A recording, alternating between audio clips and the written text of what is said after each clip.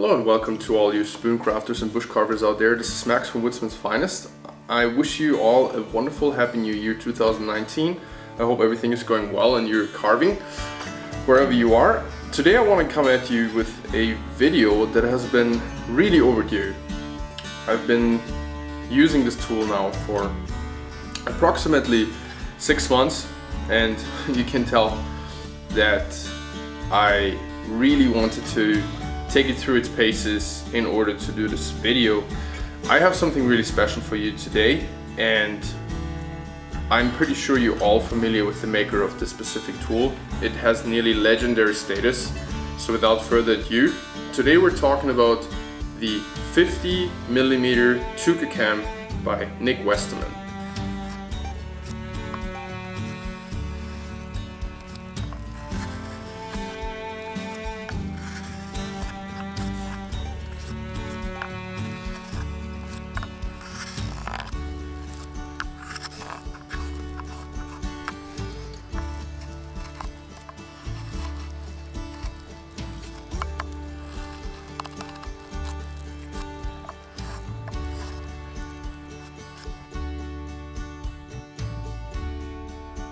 Now, before we go into any details about this tool, I've been using this for about 6 months now. This video is way overdue, but I really wanted to get a feeling for this specific tool before I talk about it.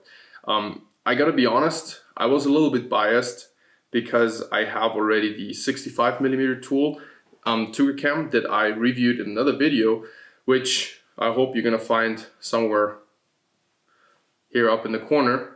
And I will be doing probably another remastered version of that 65mm Twcacam video as well, or a comparison, because these tools seem very similar, but they really have their own specific realm in my opinion. Twcacam, as far as I researched, means something like bent knife, which is a Celtic language, still spoken, as far as I know, in some variety in Ireland, Scotland, I think Wales as well, and parts of France, but please don't quote me on that. In any case, Nic Westermann, who is probably one of the most famous greenwood carving tool makers and innovators out there, in a way revived this tool, although it has been around, of course, for a very long time. He revived this tool, dug it out. The most striking, if you will, for one, there is a distinct hollow forged inside bevel or inside flat of the tool, which gives you several advantages. As far as I'm concerned, the two advantages about this are, first of all, sharpening is a lot easier because you don't have to remove the entire inside of the flat, the inside bevel, if you will. Keeping it flat is very difficult, and very often convexing happens. The other main advantage for me is that there's way less drag in the specific wood that you're carving with it. And since these Twcacams are used for stock removal, for me personally, I have to say that this is a huge advantage. I am familiar with hollow grinds for these specific reasons, not so much from the Western hemisphere, Western world, but more from Japanese tools that I've seen in Japan, that I've used in Japan myself, and also tools that I found in Siberia, specifically the Yakut knife or the bihicha that I use myself and I've been making myself too. So this is very specific for Nic Westermann, and as far as I'm concerned, this is something that he came up with. He innovated into this tool and gave it a very distinct advantage over other tools of the similar kind. You can also tell that he really figured out how to keep the overall shape very even. So looking at this is a perfect fracture, a part of a circle, which is really important because he also has another model of this Twcacam he calls a compound that has a little bit more flat right in the middle. Another feature that is important for me is that the Twcacam and this half circle is not just dropping down from the tang and keeps entirely below the tang, as if the tang would make the basically cuts a circle in half and only the lower circle is there. But he basically brings the whole half circle slightly up. What that means is that even when you're down in a deep kuksa, in a deep ladle or bowl, you're still able to use a big part of the Twcacam's cutting edge in such a fashion as like this. And even turning around the Twcacam like that, carving outwards, which is of course not possible with a right-handed tool that you would be using this way, as you can see in my video as well. But turning it around, you can actually carve out of a bowl that way as well. So it basically gives you, let's say, a fifth or something of the cutting edge on the other side, as if it was a partial scorp. And a scorp is a tool that is basically a hook knife that is completely connected, like an oval or a drop shape. So this is a specific thing, a small detail that I haven't really talked about in the past, and it became more and more apparent to me the more I was working on kuksas and deep ladles and such. In the video you can also see that I'm using personally this tool left-handed basically, but of course not in a left-handed fashion that way, but more in a left-handed fashion pushing away from me. So this gives me sometimes a different angle walking around the kuksa or something like that. Or if your space is somehow limited walking around the workpiece, this can be also very useful. So I would recommend you to just try to use your tool somehow left-handed pushing as well, which works really well once you figured out how to work it controlled. Now, this Twcacam is 50 millimeters, basically from tip across to the tang here. What that gives me in comparison to the 65 millimeter Twcacam, just to say that very quickly here, is of course a smaller facet, but also concentrating the power into a smaller space. Now that helped me in the past a lot to work on drier materials and harder woods, even like ash. It also helps doing finishing cuts on pieces because of course there, any bit of flex that you get in a bigger knife is basically evaporating. It's not going into your workpiece. What I like about this 5 centimeter, 50 millimeter Twcacam is that in comparison to the bigger one, it seems to get more of my actual force into the workpiece. It is more efficiently working for me due to higher effectiveness in a way. I talked about effectiveness and efficiency in my axe video and how to choose the right axe for yourself. So I thought I just wanted to throw that in here as well. These are two specific factors that are both resulting in better effectiveness of the tool, higher efficiency, especially when you carve for a long time. The handle length on this one is for me usable with two hands, but it's by far shorter than what I have on my 65 millimeter Twcacam, which is a really, really big tool. This handle length here allows me though to also use the Twcacam one-handed when I do push cuts, or rather peeling cuts, pivoting, whatever you want to call it. It's mostly a variation or a modification of all of these different hollowing methods. But a shorter handle like this gives me that option. As soon as the handle is too long, you still think you could use it one-handed, but the balance is so off because of the long handle that you're mostly just struggling to keep the carving knife straight. So I would always opt for the shortest handle you can get away with on a specific tool. Now, one more feature that I would really like to talk about when it comes to this 50 millimeter Twcacam is that it has a perfect convex grind on the outside. There is nothing like a flat that then kind of goes into a convex grind or like rounds off at the end or whatnot. This is a complete dome.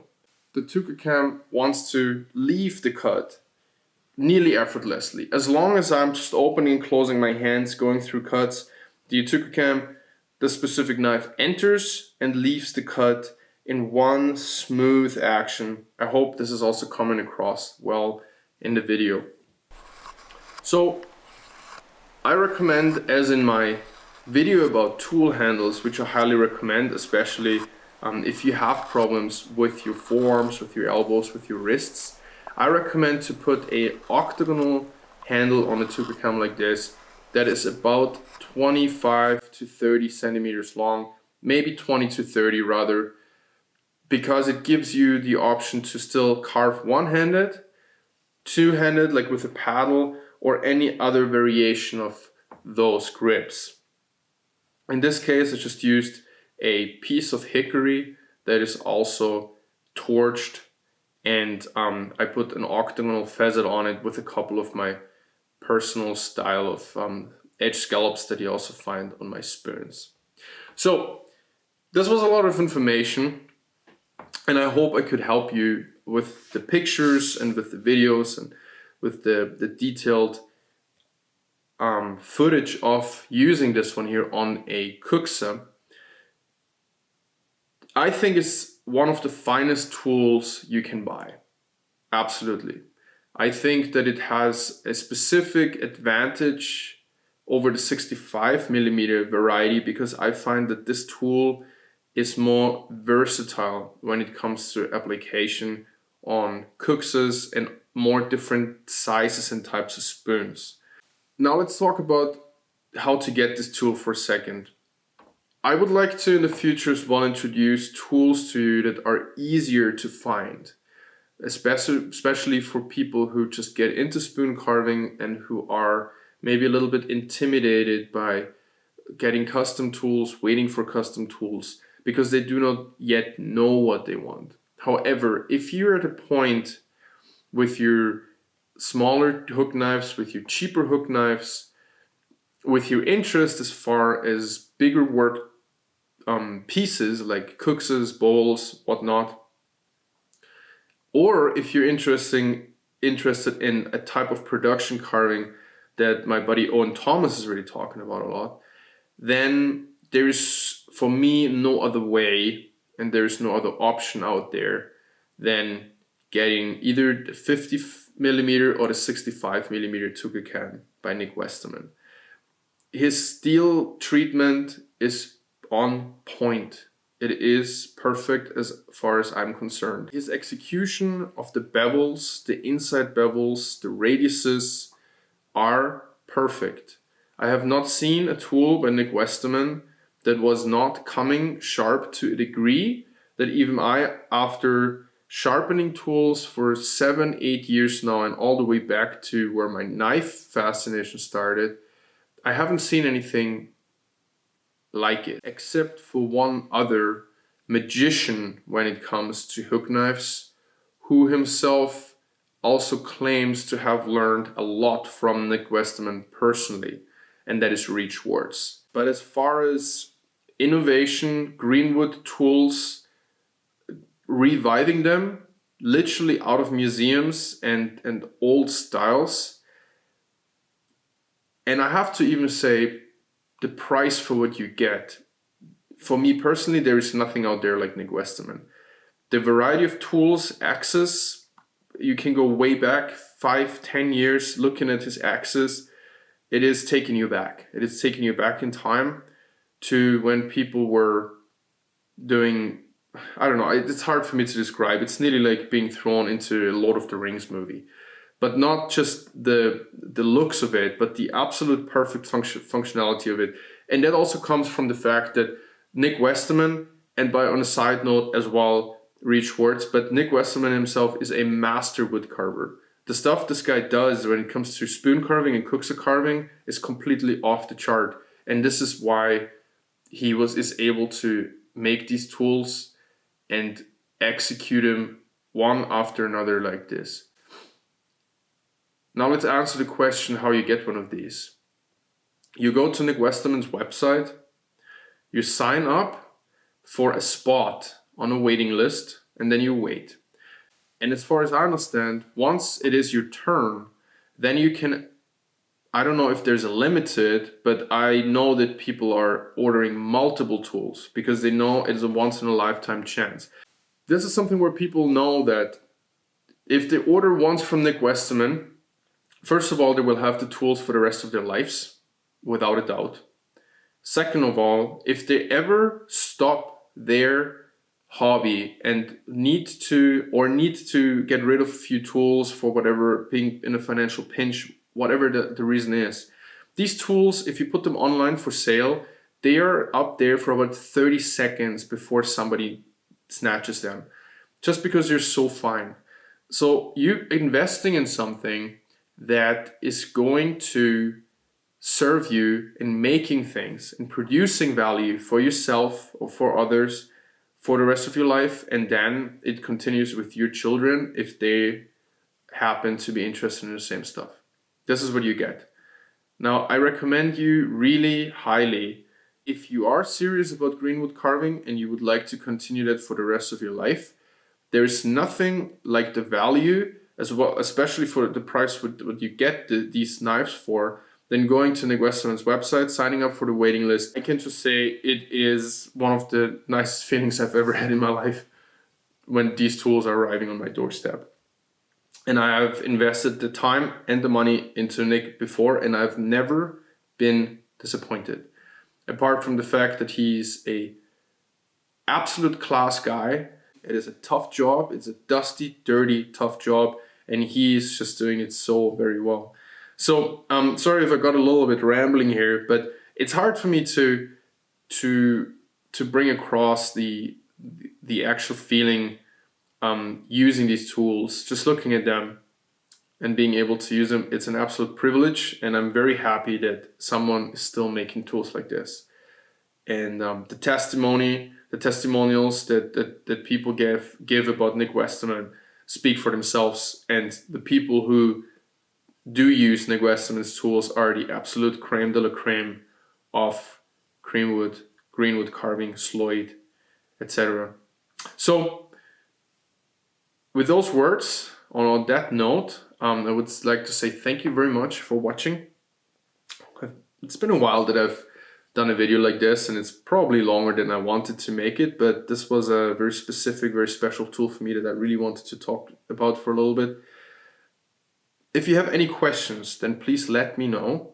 I will help you find Nic Westermann's website by putting it, of course, down in the description box. Another thing you find down there, and if you feel like a tool like this is maybe a little bit too far as like your experience with spoon carving goes, maybe you just start out, maybe you just have other questions like, how am I starting on a budget? How am I getting an entire kit of spoon carving equipment that is going to cost me as much or even less than one of these tools? I totally understand you. This is a new thing for a lot of people. It's a great hobby, but maybe you want to check out if it's really something for you. So in that case, what I've done is whatever I started with, whatever I use myself, what I use in courses, etc., is in my Amazon Spooncrafter and Bushcarver starter kit shop, a starter shop. It's down below. This is pretty much the only thing right now that helps me to keep these videos coming, buying new lenses, buying microphones, buying or paying just for my Adobe subscription, paying for my music, royalty-free music subscription. All of these things are necessary when you're doing YouTube videos that somehow have some quality. So I really hope you understand that. And if you go to Amazon, you're not gonna pay anything extra. I just get a little percentage, and this is some way, in some ways, paying for some of my YouTube bills and my video producing bills. I do not want to sound though like I am selling something that I'm not personally using. So whatever is in the box down there is something that I would personally buy, or I have bought, I have used, I would recommend. There is no garbage in there. There is no cheap tools in there that are not good for you.